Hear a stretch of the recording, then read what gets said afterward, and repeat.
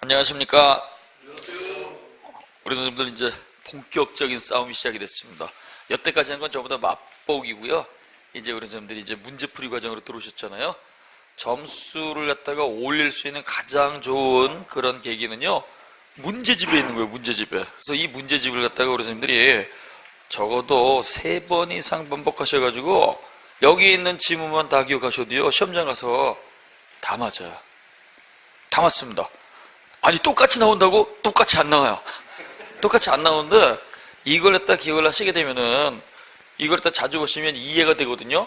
이해가 전제가 되기 때문에 이것만 기억이 나시면은요, 아무리 적어도, 크게 그 범위를 벗어나질 않아요. 그래서 선생님들이 문제집을 갖다가 기본적으로 다 이렇게 정리하시면 어떤 과목이든 80점 이상은 다 나옵니다.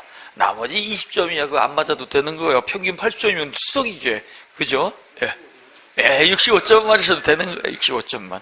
그래서 선생님들이, 저는 다른 과목은 제가 말씀을 안 드리고요. 민법은 무조건 미리 한번 풀어보시고, 여기서 또 풀어보고, 그 다음에 대기에서 또 풀어보시고, 시험장 가시기 전에 이것만이라도 달달달달 이렇게 정리하시면은요, 절대로 점수 적게 안 나옵니다. 그러니까 우리 선생님들이 그 점을 염두에 두고 보세요.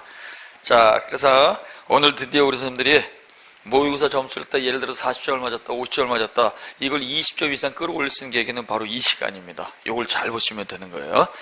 자, 20쪽에 보면 통치 이렇게 되어 있어요. 여기 이제 뭐 한 문제 나오는 거죠. 그래서 법원에서 한 문제가 나오고, 그 다음에 이제 권리와 의무에서 이제 한 문제가 나올 수가 있는데, 특히 이 권리와 의무는 신성실의 원칙이죠.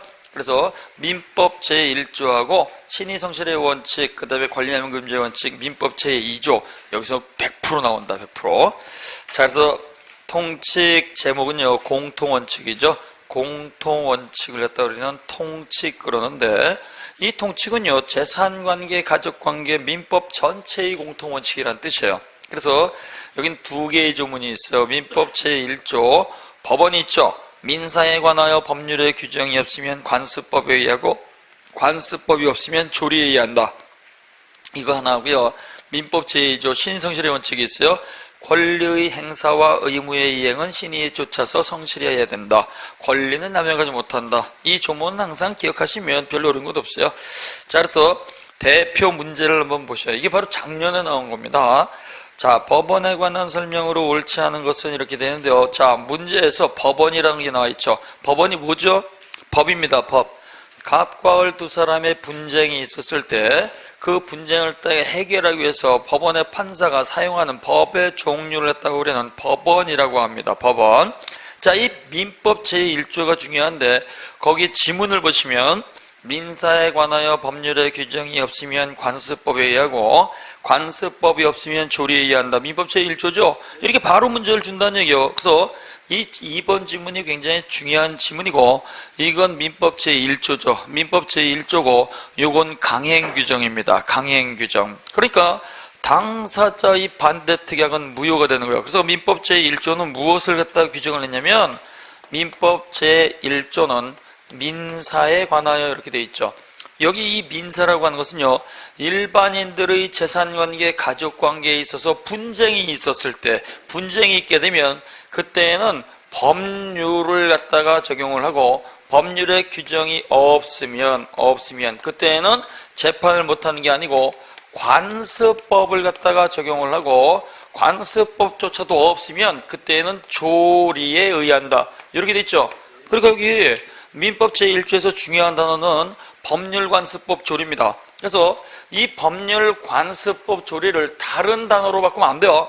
그래서 법률관습법 조리 그대로 나와줘야 되고, 이건 순서죠. 그러니까 글자로 된 법률 성문법이 없으면 관습법을 쓰고, 글자로 된 성문법이 있으면 관습법하고 조리는 절대로 안 쓰는 거예요. 그래서 여기 법률관습법 조리 이 순서 절대로 바꾸면 안 돼요. 그러면 여기 법률인데요, 여기에 법률은요, 성문법을 말하는 거예요. 성문법. 글자로 된 성문법을 말하고, 이때 글자로 된 성문법은요, 형식적 의미의 법률이 아니고 실질적 의미의 법률이 되는 거죠. 실질적 의미의 법률입니다. 실질적 의미의 법률은요, 넓은 의미의 법률을 말하는 거예요. 그래서 국회의원이 국회에서 땅땅땅 두들겨가지고 통과시킨 국회 재정법, 즉 국회의원이 만든 거죠. 국회의원이 만든 형식적 의미의 법률뿐만이 아니라 국회에서 만들지 않은 게 있어요. 국회의원들이 만든 것이 아니고 국회에서 만들지 않은 각종 명령이라든가 규칙이라든가 조약이라든가 조례와 같은 것도 전부 다 포함되는 거예요. 전부 다 포함된다. 자, 근데요, 이때 글자로 된 성문법이 있을 때에는 관습법은 절대로 안 쓰기 때문에 민법 제1조는요, 성문법 우선이고 관습법은 글자가 있을 때 절대로 안 쓰는 거예요. 그러나 예외적으로 물권법정주의라든가 상법 제1조는 다르죠. 물권법정주의는 물권은 법률 또는 관습법에 의하고 당사자가 임의로 창설하지 못한다 이렇게 되기 때문에 물권법정주의일 때에는 대등적 효력. 그 다음에 상법 제1조가 있어요. 상사 관련 분쟁이 있을 때에는 성문상법이 상관습법에 우선하고 상관습법은 일반 민법에 우선하죠. 그때는 특별법 우선의 원칙이 적용되기 때문에 상관습법은 일반 민법에 우선하는 거예요.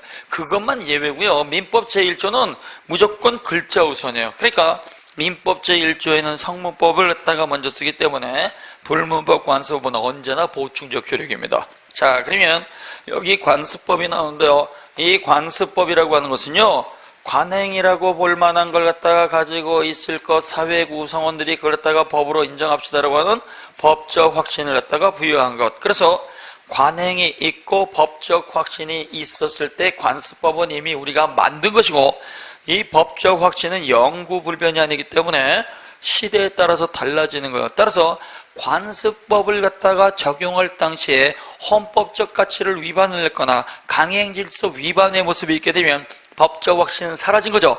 법적 확신이 사라지면 관습법은 더 이상 관습법이다 아니다? 아니다. 그래서 옛날에는 관습법인데 지금은 법적 확신을 했다가 잃어버려가지고 나쁜 관습으로 돌아간 것이 바로 종중구성원 자격입니다.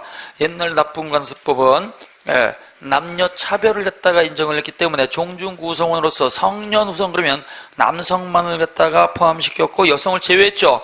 근데 이건 더 이상 받아들일 수가 없어요. 왜? 양성평등의 원칙. 그래서 헌법 질서를 위반하면 법적 확신은 있다가도 사라지게 되고, 이 법적 확신이 사라지게 되면 그때는 관습법이하고 나쁜 관습으로 되돌아가고, 그럴 때 법적 확신이 사라진 부분은 뭘로 채우느냐? 조리, 상식으로 채우는 거예요. 상식. 후손 그러면 남성만 가지고 후손이 되는 게 아니고 여성도 포함되는 거지, 바보 같은 놈들아. 이렇게 한 게 뭐야? 그게 상식이에요. 상식. 자, 그래서 법적 확신은 영구불변이 아니기 때문에 시대에 따라서 달라질 수 있다는 거 기억하셔요. 그러면 우리 판례를 통해서 확인된 관습법상의 제도는 모두 몇 가지가 있다고 했어요? 5가지. 그게 바로 양관사 명분이죠. 동산 양도담보가 있고, 관습법상의 법정상권이 있고, 사실혼 제도가 있고, 명인 방법이 있고, 분묘 기지권이 있는 거예요. 요것만 우리가 관습법상의 제도가 되는 거고요. 이거 말고는 관습법이 아니라는 걸 기억하셔야 돼요. 따라서 온천권이라고 하는 독립한 물권 인정하지 않습니다. 지하수라든가 온천수는 토지의 구성 부분이기 때문에요. 그러한 것들은 독립한 물건으로 취급하지도 않고 권리의 객체로서 인정하지도 않습니다. 그 다음에 부동산을 샀어요. 부동산. 갑이라고 한 사람이 자기 땅에다가 건물